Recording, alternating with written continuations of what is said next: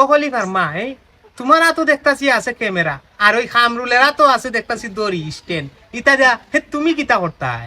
ও খলিফার বাপ, হে গরদা মাইয়া কি তুমি এমনি হইছো?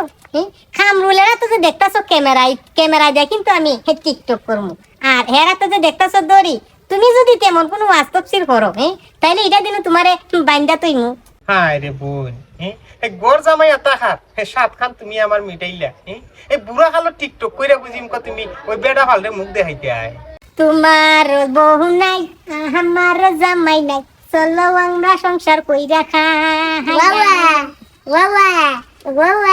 তোমার বহু নাই, আমার জামাই নাই, চলো আমরা সংসার কইরা খাইয়া হাইয়া। ও খলিফার মা, তুমি তোমার জামাই নাই কিতা করে বোন?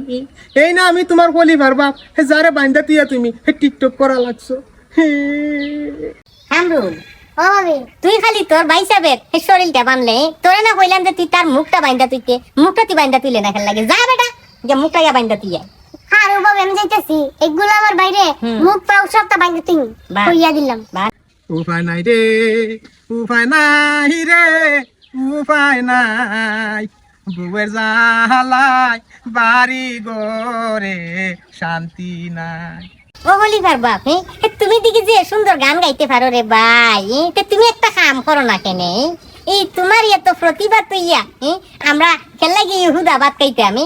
তুমি এক কাম করো, তোমারই গান বাজনা গাইয়া তুমি বাজারো বিক্কা হইরা টাকা রুজি করো, আর আমি খলিফার মাই টিকটক কইরা টাকা রুজি করি। ও খলিফার মা, তুমি একদম একটা ঠিক কথা কইছো রে বোন। এইভাবে আমি তোমার বাড়ির গরজামাই এত হাত থাকিয়া আমার ভিক্ষা কইরা খাওয়াটাই বাবা।